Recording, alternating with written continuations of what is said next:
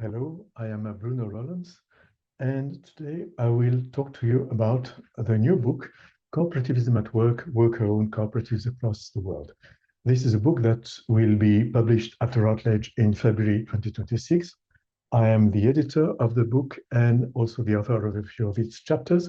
There are another 31 contributors who contributed to writing this book, and they come from all over the world. I'm really grateful to them for their great contributions. The book has already been endorsed by three key economists. One is Thomas Piketty from Sciences Po in Paris. One is Stefano Zamagni from Bologna University in Italy. And the third one is Richard Wolff from the University of Massachusetts in the United States. I wish to thank all three for having endorsed the book. Now, what are worker-owned cooperatives? They are usually worker cooperatives or social cooperatives. I will explain to you in a minute what social cooperatives are more specifically, but no matter whether they be worker or social cooperatives, worker-owned cooperatives are enterprises that are owned and democratically controlled by their own staff. Imagine a business where instead of having a classical employer-employee relationship, the workforce in its entirety is responsible for the decisions of the enterprise. These enterprises are active in all sectors of the economy. They are present all over the world, and they are estimated to be today about 300,000 enterprises and to give employment to about 15 million people. So how did the idea about this book come about? Well, first of all, I have been working on the promotion of cooperatives for several decades already. And part of those years, I have been focusing more specifically on worker-owned cooperatives, so worker cooperatives and social cooperatives. I edited a book in 2011 about this kind of cooperatives, focusing on Europe and with a number of case studies. The following year, in 2012, I co-edited a documentary film on the same topic, also at the European level. I also, along the years, wrote a series of books and articles and reports about this topic. And the original idea about this specific book, namely a book that would talk about worker-owned cooperatives at the global level around the world, well, this idea came from a famous and large Indian worker cooperative called the Uralungal Labor Contract Cooperative Society, active in the construction sector and public works. They are in the southern state of Kerala in southern India, and they were established in 1925, which means that in 2025, they are reaching 100 years of age.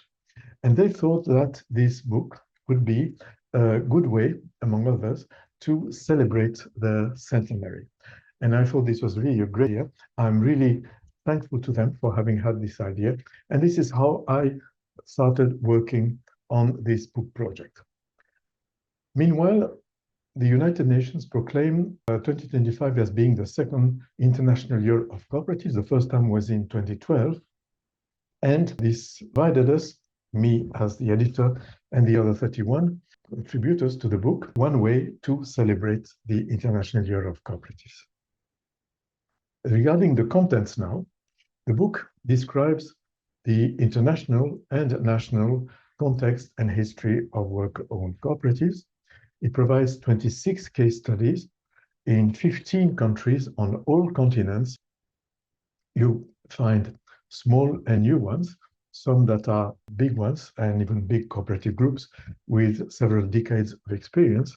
Some have been established directly as cooperatives, while others were first established under another entrepreneurial form and later were converted into cooperatives. They are active in a whole series of sectors, and that goes from waste, recycling, to high-tech and industrial sectors.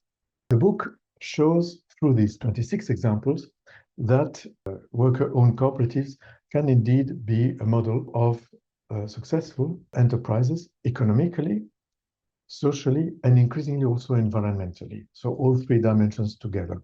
And the book shows how and why this is so. You can find more information about the book on my own website, and there is a link to my website under this video.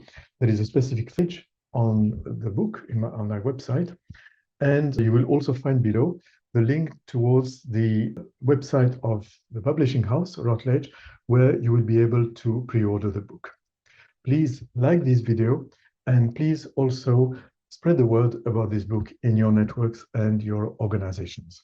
The book talks about the history and evolution of worker-owned cooperatives. And it shows that the first historical evidence of cooperatives go back to the middle of the 17th century. And these cooperatives in the middle of the 17th century cooperativized labor along with other types of aspects of life. And therefore, they already had the dimension of worker-owned cooperatives. Ever since that time, worker-owned cooperatives have been spreading across the world, slowly but surely. And this dissemination accelerated in the 1960s, both under the form of worker cooperatives, but also under the form of social cooperatives. I told you at the beginning that I would explain to you what social cooperatives are.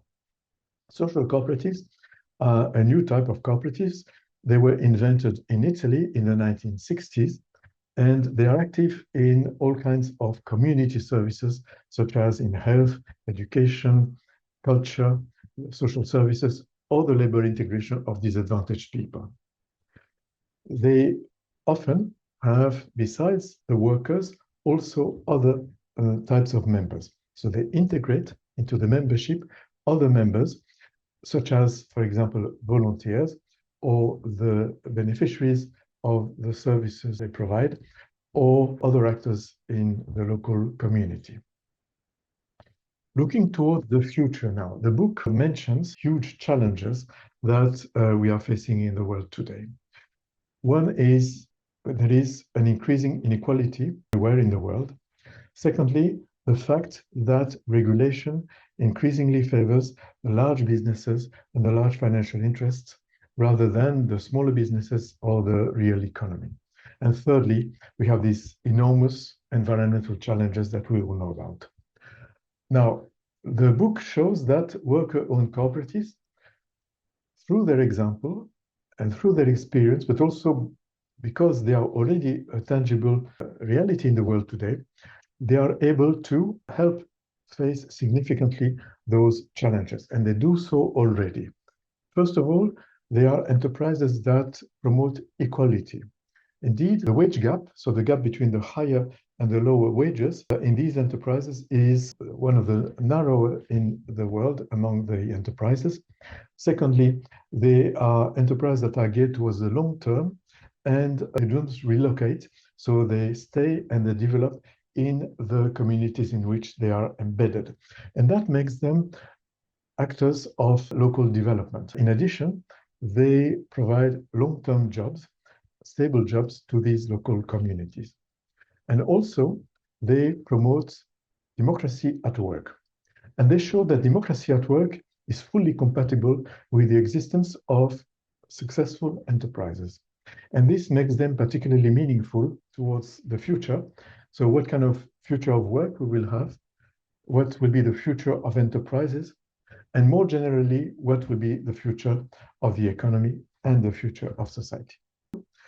Please leave a comment or a question if you have any. What do you think about worker-owned cooperatives? And please spread the word about this book. The theme of the International Year of Cooperative is Cooperatives Build a Better World. And indeed, we all deserve a better world, a better future, and a better world of work with better well-being. And we all deserve to have flourishing local communities in which we can really live happy and in peace.